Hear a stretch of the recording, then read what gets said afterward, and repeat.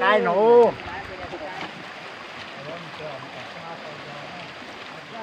Rồi. Ra bây giờ muốn năng.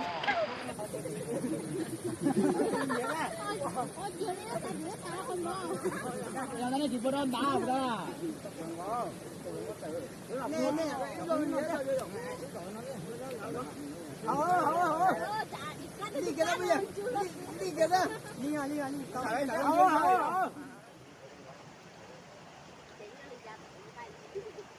Nó bé chúng mà bé lồ thì mai thì nó ý linh cho hỏi qua nha, cho phong nha. Con đến nó còn chứ nó mà không được. Dạ hỏi là mình không biết dạ. Giờ cho chị uống non ra, cái hộp cái nói này có như là cho nó tài. Để dọn đây lo. Nó Bây giờ cho phong nha, ý linh cho ý qua nha. Ôi, ta nói nhiều cái đã để cho nó chưa còn gì ta cho nó phải dọn à. Không cho nữa. Nó chưa không không. Dọn à. Dọn mà, dọn ăn con mèo nói. Về lại dọn cái hôn số. Đây đây, con về bé học. Cho bé học tập. Về Cho tè số giống này không? Tài sinh thôi nha.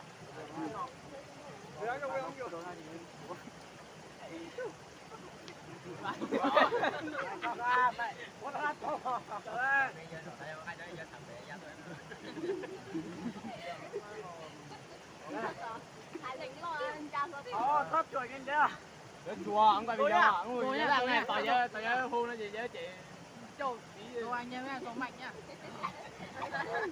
Thôi, Giờ thì anh em nói nó phải hạ nó. 1, 2, 3. Anh em ơi! 1, 2, 3. Go! 1, 2, 3. Go! 1, 2, 3. Wow! 2, 3. Nhiều trai. 1, 2, 3.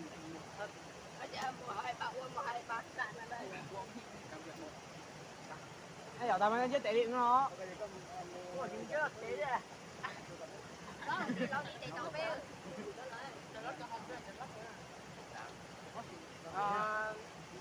Nó nhà chỉ có tiền đấy, có con em của ông kia á. Các chị nên rửa. Nó bé à, cái hậu tản chỉ nó bé tìm gì ra bé gì coi á.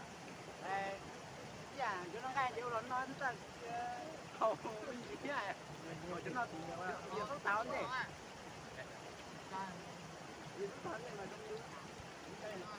Ơi, giờ cái hậu.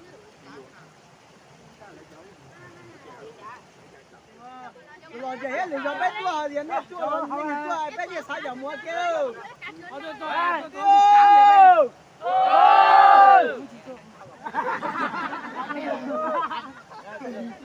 được tôi giả. Thôi nha. Thế thành ra hồi đó rồi đó. Có nhiều hú cho mặt tôi. Ai em ơi! 1 2 3 go! 1 2 3 go! 1 2 3 go! 1 2 3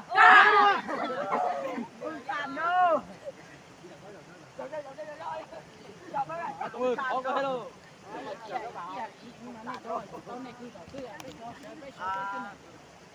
Cho con anh em nó xuống gì hết.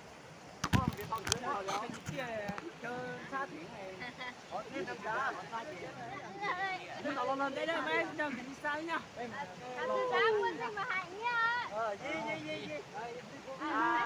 Này cho mình chơi con nhá. Nghe hoàng cái giờ nó Nhân dịch nữa. Chẳng nó bay à.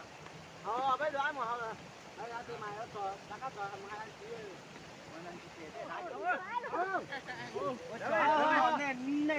Nè bé chua to kêu rồi người ta có. Mày còn cào không? Không nó đời nó không có vui rồi chắc. Cái này em rồi đó. Ôi, hầu như nó còn cho nó tao cho mấy nhát cười đi rồi. Bé hầu như cho mình con ăn cái. Lạnh ăn.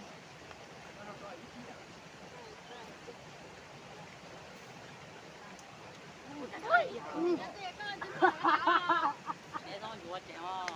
Tôi nó có chèo. tao tình mà đấy mua giỏi ra cái tự tôi rồi là những người đến này chứ chẳng mua không có bật ra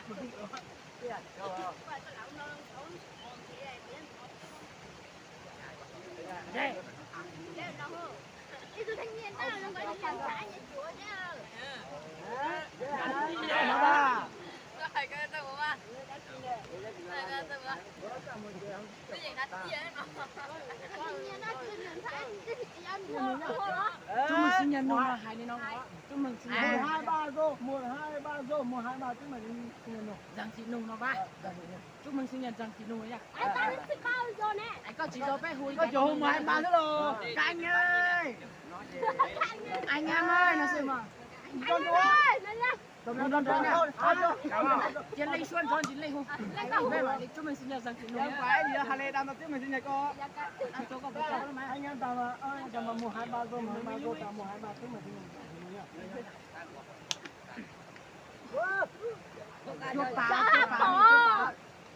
chúc bà nha anh chỉ có bé cho đây Giờ này còn đến đây không? Anh em ơi! 1 2 3 vô! 1 2 3 vô! 1 2 3 chúc mừng sinh nhật nhau chị nung Và ăn thôi.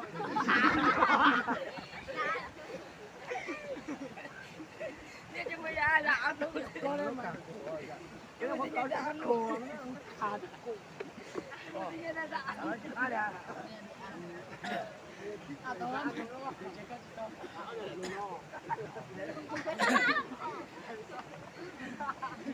Anh đi đi.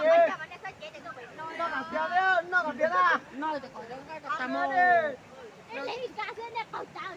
cô ta nó bé chơi lên cho nó đẩy cười bé chỉ quay bé chống cái này Ăn đi chồng ai con mà. anh lên mà quên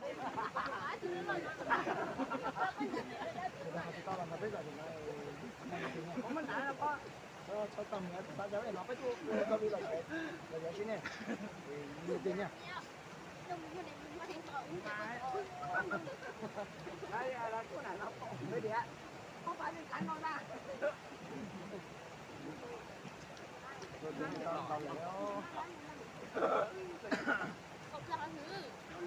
Đâu lấy cho chết rồi.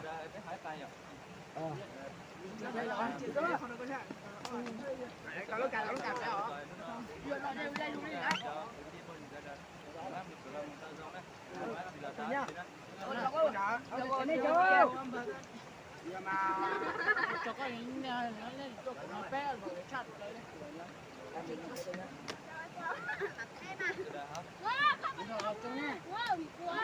Cứ mất nhét cái nó thôi. Hôm nay nhớ tao học không nhớ em bé học được không? tao lo lo Tao hải tang chỉ nói nó tao. quan đi chạy cho bé hỏi Đây mà đi cưa này thì hỏi bà. Coi chả nó. Hồi đó. chân chiều luôn đấy Em ơi! Ơi! 1 2 3 rồi! 1 2 3 rồi! 1 2 3 rồi! 1 2 3 cả!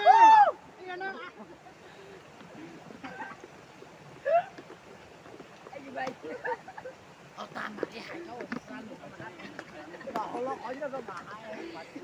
anh chỉ đang cài một cái chân rồi